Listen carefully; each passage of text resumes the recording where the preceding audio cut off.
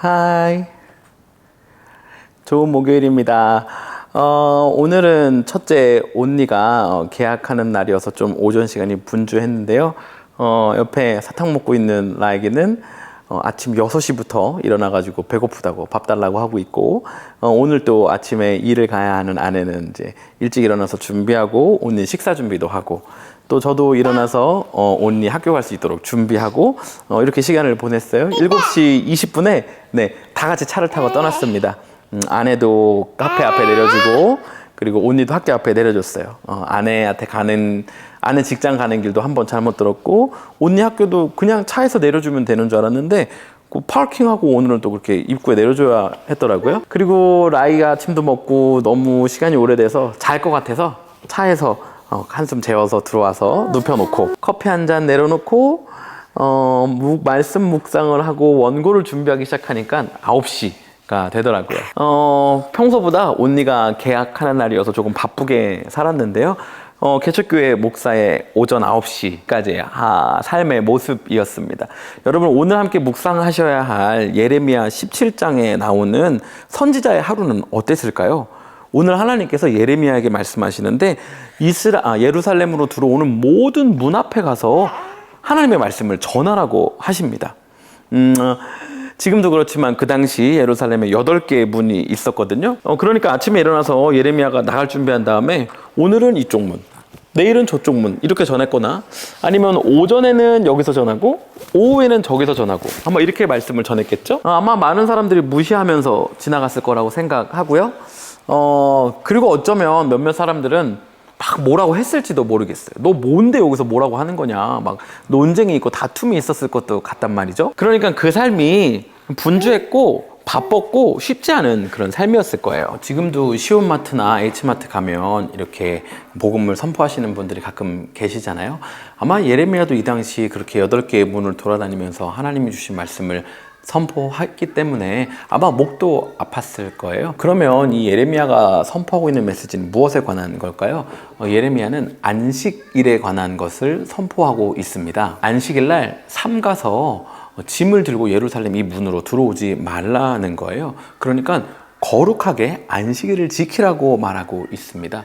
그런데 이 삼가다라는 말이요, NIV에서는 be careful이라고 하고 있고요, 킹 제임스 버전에서는 to heed and bear 이라고 이야기하고 있습니다. 그러니까 이 안식일을 거룩하게 지키고 짐을 들지 않기 위하여서 주의해야 되고 신경 써야 하는 것이고요, 또 견뎌야 한다라는 것입니다. 이 안식일에 대한 개념은 지난번 잠깐 나눈 적이 있는데요. 하나님께서 천지 창조하시고 안식하셨다라는 개념과, 또한 출애굽하면서 하나님께서 이스라엘 백성들에게 너희가 쉴 뿐만 아니라 너희들에게 속한 종들에게도 쉴 수 있도록 하여라 라는 이 컨셉에 대해서 나눈 적이 있습니다. 그러니까 너희도 하나님 앞에 안식하여 거룩하게 지내고 너희에게 속한 이들도 안식할 수 있도록 하라는 거죠.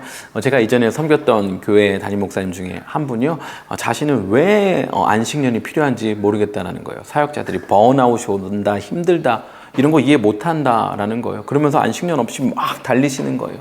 밑에 함께 하고 있는 사역자들은 막 죽어나는 거죠. 번아웃 얘기하면 너 하나님이 힘 안 주셔? 안 도와주셔? 왜 지치는 거야? 막 이렇게 나오니까요. 지금 생각해보면 아주 굉장히 비성경적인 거라고 생각해요. 사실은 하나님은 쉼이 필요 없으시죠. 사람이기 때문에 쉼이 필요한 거잖아요. 그리고 이 쉼이라는 것은 우리 힘으로 아무리 애써도 살 수 없습니다. 하나님께 우리의 모든 것이 속해 있고 하나님을 의지합니다. 하나님이 우리를 살리시고 먹이시는 분이십니다 라는 인정과 고백의 의미를 함께 담고 있는 거죠. 이스라엘 백성들이 출애굽하여 광야 생활하는 동안 하나님이 이스라엘 백성들을 만나로 먹이십니다.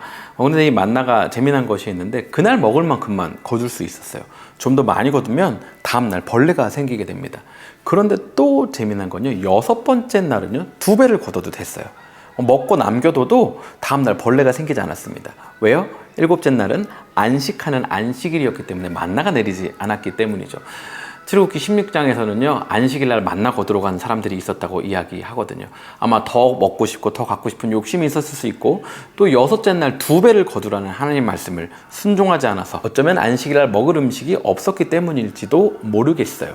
중요한 건 무엇이냐면요, 안식일이라는 건 우리 삶에 하나님을 인정하느냐 인정하지 않느냐를 결정하게 된다라는 거죠. 그러니까요, 오늘 예레미야에서 얘기하고 있는 안식일 날 짐을 들지 않는 것이 무엇인지 구체적으로 정의하는 것이 조금 다를 수는 있지만, 이 안식일을 거룩하게 지키기 위하여서 앞서 말씀드린 대로 주의해야 하고 신경 써야 하고 때로는 불편함을, 어려움을 견뎌야 한다라는 것입니다. 저는 이 안식일을 거룩하게 지키려고 주의하고 또 견디려는 그런 결과물들이 율법이라고 생각을 합니다. 그런데 이 율법이 문제가 되는 이유는 그 안식일을 지키려는 마음은 없어지고 겉에 행동만 남는 것이 문제잖아요. 그래서 오늘 도전하고 싶은 건요, 우리도 한번 주의를 기울여 보면 좋겠어요.